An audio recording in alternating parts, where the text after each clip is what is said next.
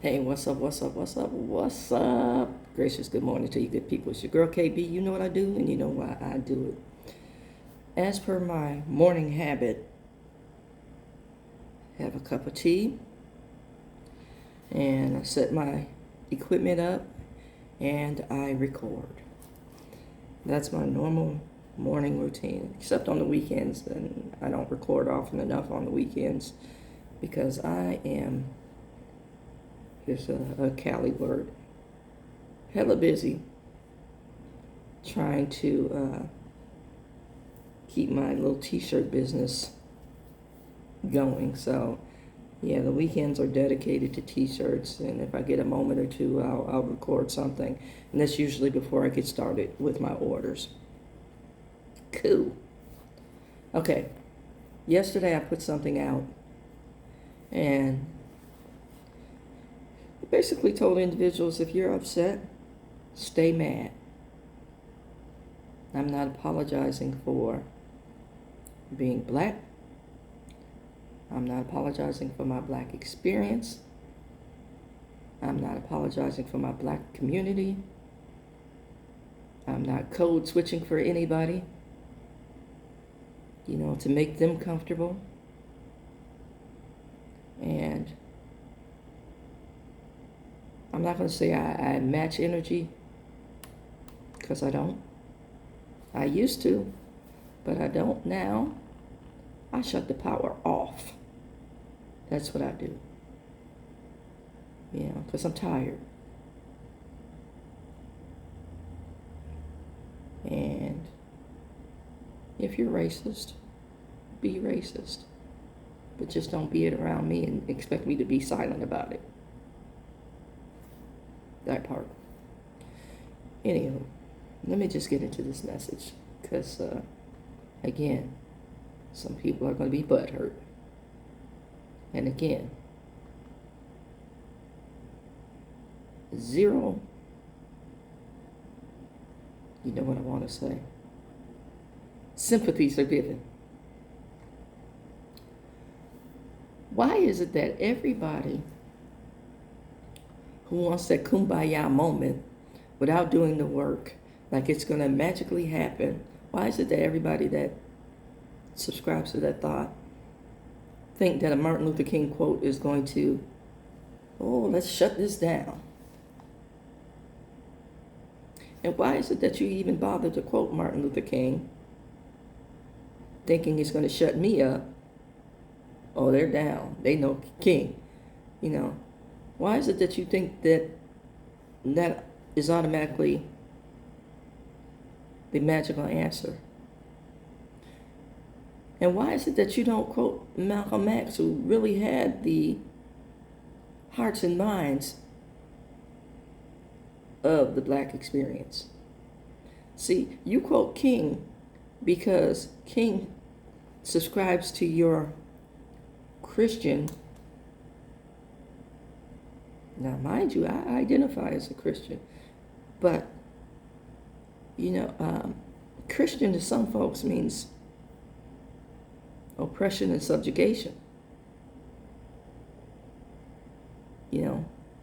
Christian to some folks mean you have a place and you need to stay in it, or let me put you in it. But I digress. Like I said, you quote King like that's the magic answer, but you don't quote X. You don't quote Stokely. You don't quote any of the principles of the people that you consider radical, or you told America that was radical. You quote the people who are palatable to you. Did y'all know that Mandela, as much as I respect the man, was a sellout? Oh, I need you to study some history. That's why he split from Winnie. Because Winnie was still, hell no, no justice, no peace. Whereas Mandela was making moves and compromising. See, that's not taught because people want you to subscribe to a particular thought. And things are heavily filtered. And see, some folks only believe what they read without even considering that what's given to you is filtered. If you don't believe me, just get on that social media platform. You know, I'm not even going to say the name because I don't even want to give it the opportunity to filter me, but you know, it was the next biggest thing after MySpace. I'll put it like that. Check out that social media platform, and the minute you wake up and start talking some truth, how heavily your stuff will be filtered and monitored and fact-checked. But I digress. Let me give you a Malcolm X quote that you should know, because this is what I'm talking about. My man says, the media is the most powerful entity on earth. They have the power to make the innocent guilty and to make the guilty innocent.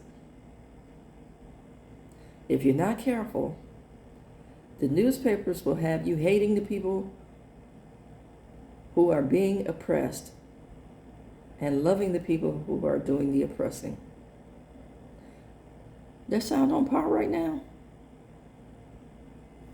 Yeah, I thought you'd dig that quote. I thought you'd get into that. You know, we are only interested in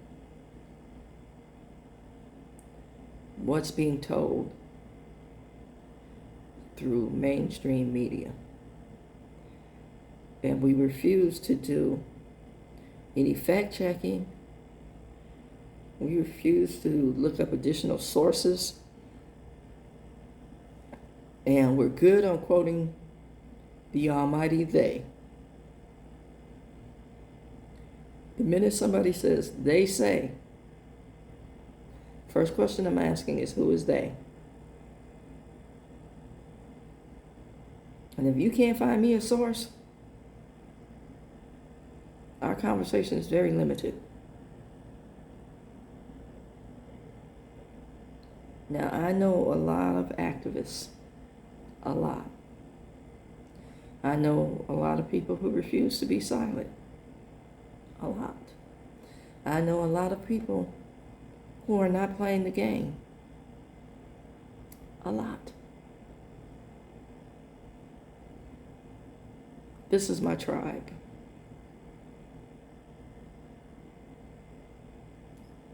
And these are my people. We're going to fact check.